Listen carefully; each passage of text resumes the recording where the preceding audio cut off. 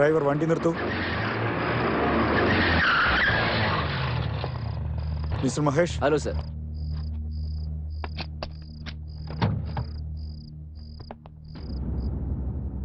Mister Mahesh, any progress? No progress sir. ഇവിടെയുള്ള ഏതെങ്കിലും ഒരു വീട്ടിലുണ്ടാവും? തീർച്ചയായും സർ. എല്ലാ വീടും ഒന്ന് സെർച്ച് ചെയ്യും. ഓക്കെ? Sure sir.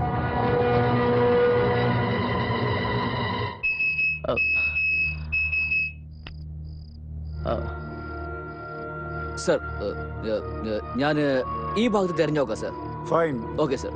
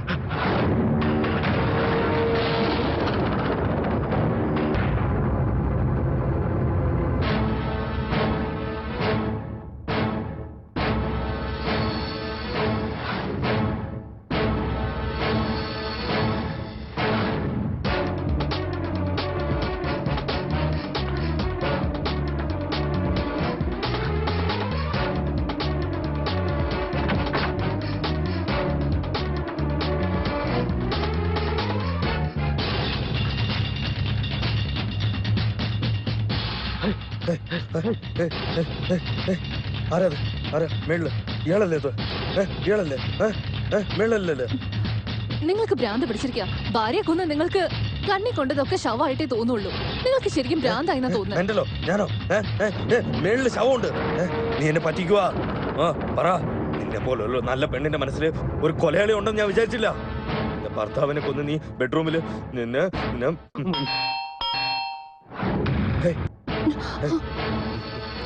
പോയി നോക്ക്.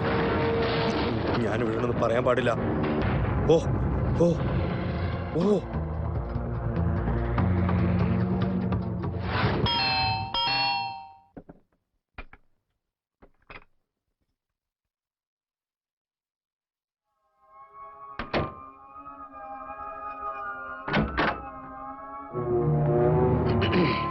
Any problem? ഒന്നുമില്ലല്ലോ. ആരോ സംസാരിക്കുന്നത് പോലെ കേട്ടോ. എന്റെ വീട്ടിലോ? ഇവിടെ ഞാനല്ലാതെ വേറെ ആരും ഇല്ല ഇൻസ്പെക്ടർ. ആ റൂമിൽ എന്താ ഉള്ളത്? അത് സ്റ്റോർ റൂമാ.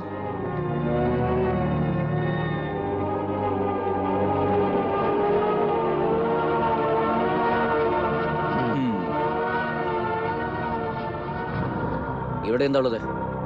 അതെന്റെ ബെഡ്റൂമാ സർ.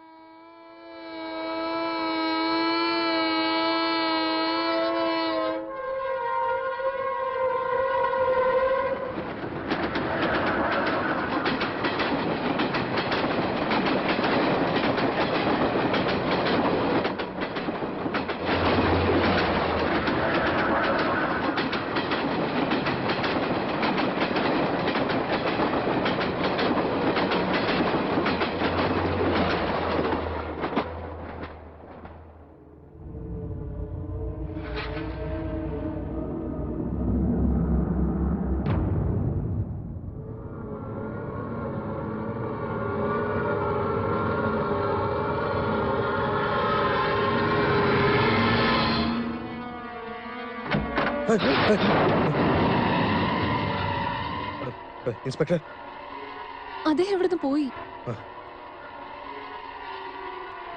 ഇറങ്ങിപ്പോയോ? എന്താ പറയുന്നത് നീ? തന്നെയുള്ള ഒരു പെണ്ണിന്റെ വീട്ടില് ഒരാൺ ചിരിക്കുന്ന ശബ്ദം കേട്ടും ഒന്നും പറയാണ്ട് പോയോ? ഞാൻ ആരും ഇല്ലെന്ന് പറഞ്ഞതാ.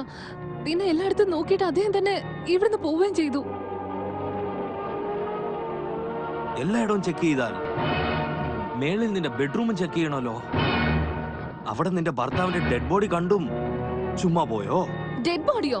എവിടെയുള്ള ഡെഡ് ബോഡി? ഭ്രാന്തനെ പോലെ സംസാരിക്കല്ലേ. ഭ്രാന്തനോ? ഏയ്!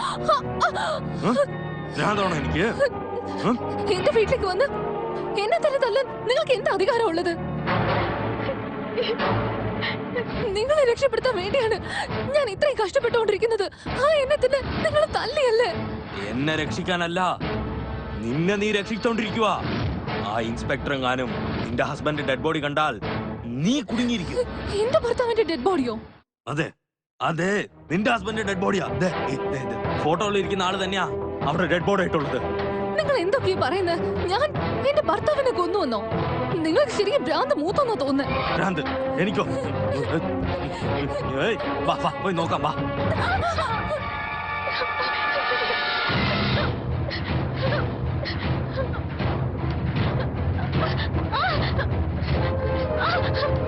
വാ നോക്ക്, എന്റെ കണ്ണുകൊണ്ട് ഞാൻ കണ്ടത് നീ നോക്ക്. കാണാൻ മാത്രം എന്താ ഉള്ളത്? ഇവിടെ ഡെഡ് ബോഡി ഒന്നും ഇല്ലല്ലോ. നിങ്ങൾ തന്നെ വന്ന് നോക്ക് ഇവിടെ എന്താ ഉള്ളെന്ന്. അല്ല,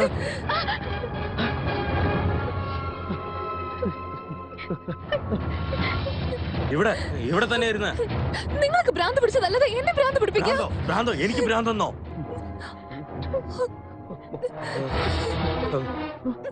അങ്ങനെയാണെങ്കിൽ ഞാൻ കണ്ടതൊക്കെ ഭ്രമയാണോ?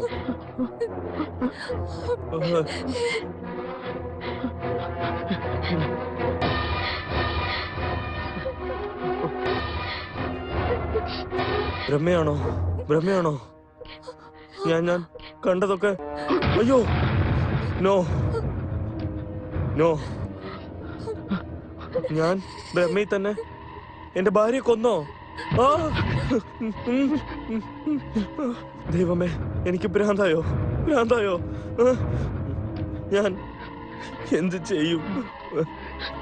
ഞാൻ എന്ത് ചെയ്യും?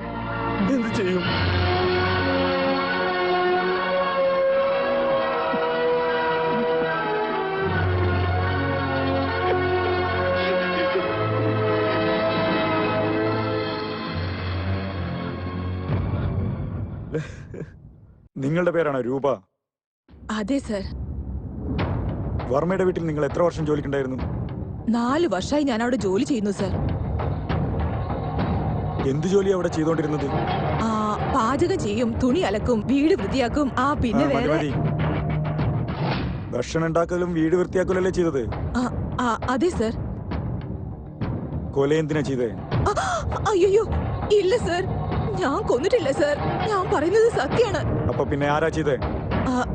എന്റെ മുതലാളി കൊല്ലുന്നത് എന്റെ ഈ കണ്ണുകൊണ്ട് കണ്ടതാ സർ. കളവ് പറയാ നീ? അല്ല, ഞാൻ സത്യ പറയുന്നത് സർ. അല്ല, നീ പറയുന്നതൊക്കെ കളവാണ്. അല്ല, നിനക്ക് വർമ്മയായിട്ട് പ്രത്യേക ഒരു അടുപ്പുണ്ടായിരുന്നു.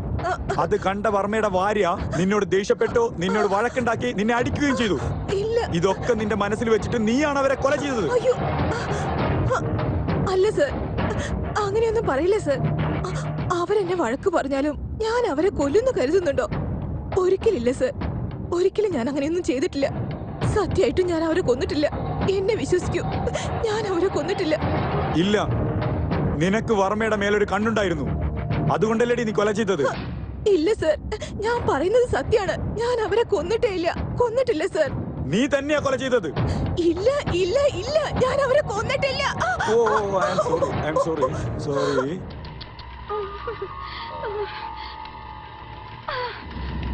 സോ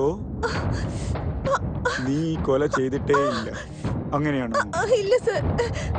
കോൺസ്റ്റബിൾ, ഒന്നിങ്ങ് വന്നിട്ട് ഇവരുടെ കൈക്കൊന്ന് ടിഞ്ചർ വരട്ടെ. അത് സാരില്ല സർ, ഞാൻ വീട്ടിൽ പോയി കഴുകിക്കോളാം. ശരി, ഞാൻ എപ്പോഴെല്ലാം വിളിക്കുന്നോ അന്നേരമൊക്കെ നീ വരണം. ഈ കേസ് കഴിയുന്നവരെ ഇവിടം വിട്ട് എവിടെയും പോകാൻ പാടില്ല. ഞാൻ ഒരിടത്തും പോവില്ല സർ. ശരി, നീ ഇപ്പൊ പോ.